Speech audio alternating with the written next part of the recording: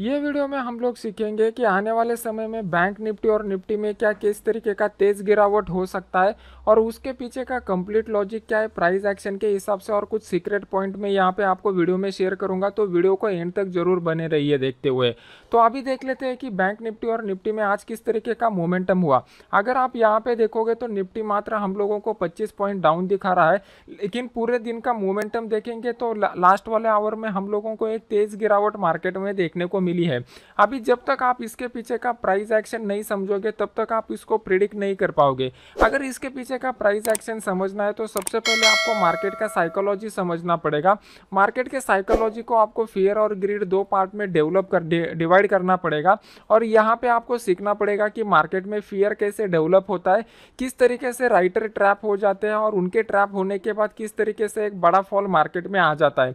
सबसे पहले मैं आपको कुछ प्रूफ दिखाना चाहूंगा। जब आप ये प्रूफ देखोगे तो आपको समझ में आ जाएगा कि मोमेंटम को कैसे कैच किया जा सकता है। अभी आपके सामने मैंने प्राइस एक्शन के हिसाब से निफ्टी का 15 मिनट का चार्ट लगाया हुआ है।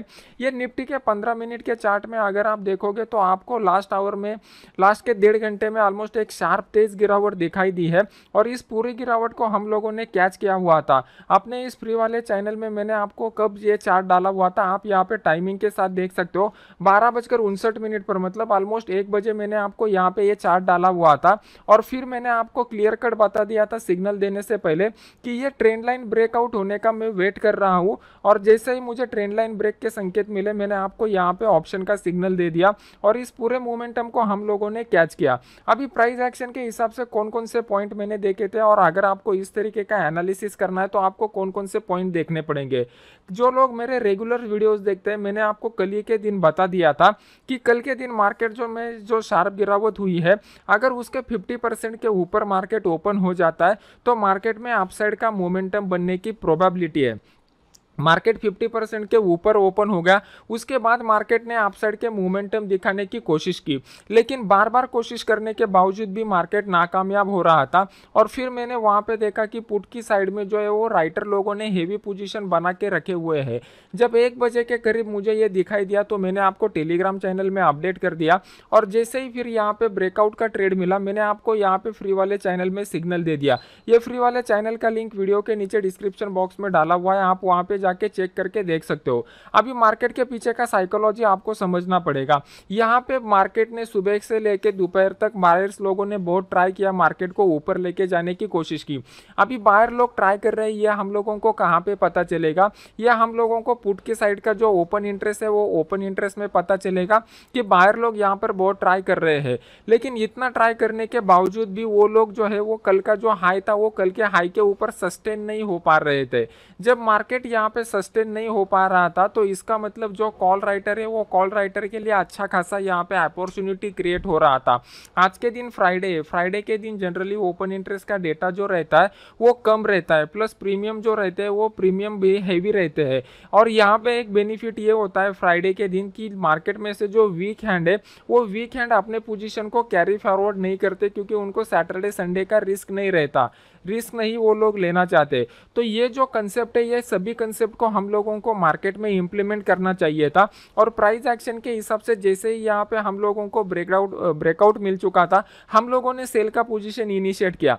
अगर आप लोग एक प्रोफेशनल ट्रेडर बनना चाहते हो तो आप लोग गलती कहाँ पे करते हो, मान लो कि ये वाला जो पोजीशन है ये वाले पोजीशन में आप लोगों ने कहीं पे बाय किया रहेगा, तो इनिशियली आप लोग क्या करते हो, यहाँ का मतलब मान लो कि इस ट्रेंड लाइन का ब्रेकआउट के बाद का स्टॉप लॉस रख देते हो। लेकिन जैसे ही मार्केट नीचे आता है यहाँ पे आप लॉस बुक नहीं करते, आप लोग होल्ड करते हो। आपको लगता है कि मार्केट बाउंस बैक देने की हाई प्रोबेबिलिटी है, फिर मीन के बीच वाइल के जो यहाँ पे सपोर्ट लेवल रखते हैं ये सपोर्ट लेवल के ऊपर आप एवरेजिंग करने की कोशिश करते हो।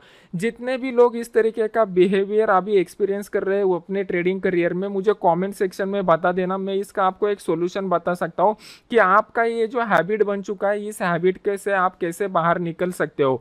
यहाँ पे एक सिस्टमैटिक तरीके से आपको जाना पड़ेगा। अभी आप एक लूप होल में फंसे हुए हो, ये लूप होल से अगर आपको बाहर आना है तो सबसे पहले आपको समझना पड़ेगा कि आप लोग कहाँ पे गलती कर रहे हो। ये गलती के पीछे का जब आपको रीज़न समझ में आ जाएगा तभी आप इससे बाहर आ सकते हो। तो वीडियो अच्छा लग रहा है तो ज़्यादा से ज़्यादा लोग इस वीडियो को लाइक और शेयर कीजिए, तो यूट्यूब का एल्गोरिदम भी ज़्यादा से ज़्यादा लोगों तक इस वीडियो को पहुँचाएगा।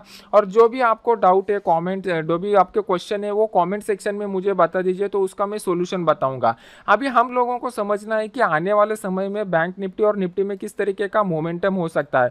तो सबसे पहले हम लोग चलेंगे डेली चार्ट के ऊपर। अभी डेली चार्ट का एनालिसिस करते समय हम लोगों को सबसे पहले चेक करना है कि मार्केट में अभी बायर स्ट्रांग है कि सेलर स्ट्रांग है। यह हम लोग कैसे चेक कर सकते हैं, तो इसके लिए हम लोगों को सबसे पहले देखना पड़ेगा मार्केट में ट्रेंड कैसा है। फिर उसके बाद हम लोगों को देखना पड़ेगा कि कैंडल कैसा बन चुका है। अगर हम लोग ट्रेंड की देखेंगे तो आपको यहाँ पे क्लियर कर दिखाई दे रहा है कि मार्केट जो है वो डाउन ट्रेंड में बना हुआ है।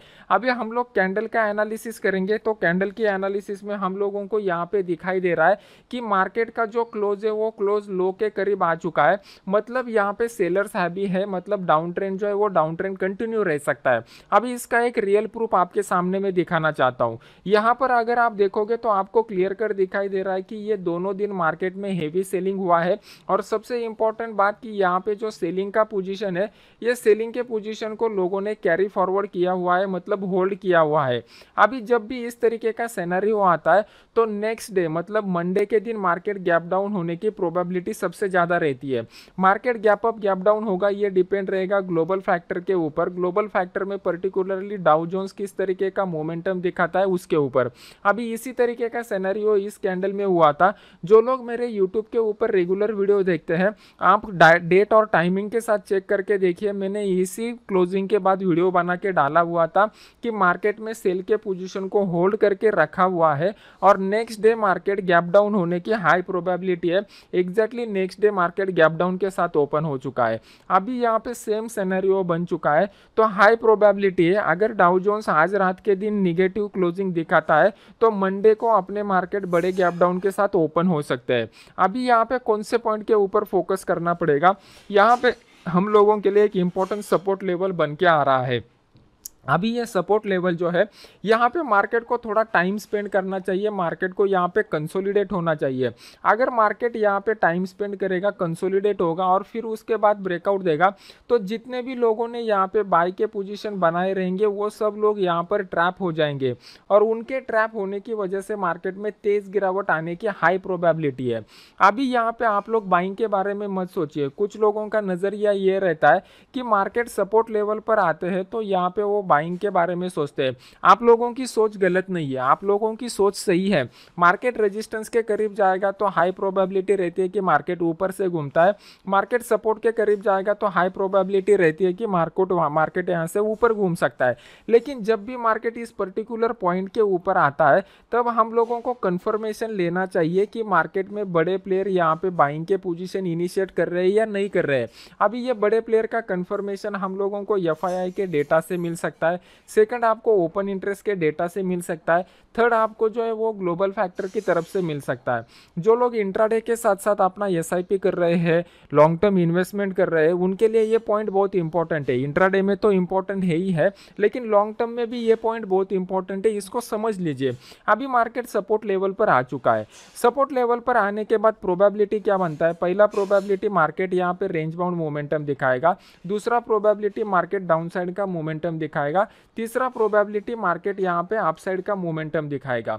अभी हम लोगों को समझना पड़ेगा कि ये तीन प्रोबेबिलिटी में से कौन से प्रोबेबिलिटी हाईएस्ट रहेगा, मतलब मार्केट कौन से डायरेक्शन को कंटिन्यू रख सकता है।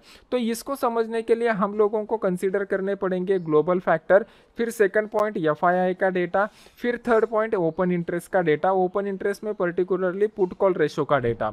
अगर यहाँ से मार्केट को बाउंस बैक देना है तो पुट कॉल रेशो हमें इंडिकेट करना चाहिए कि मार्केट ओवरसोल्ड है, जो अभी नहीं कर रहा है।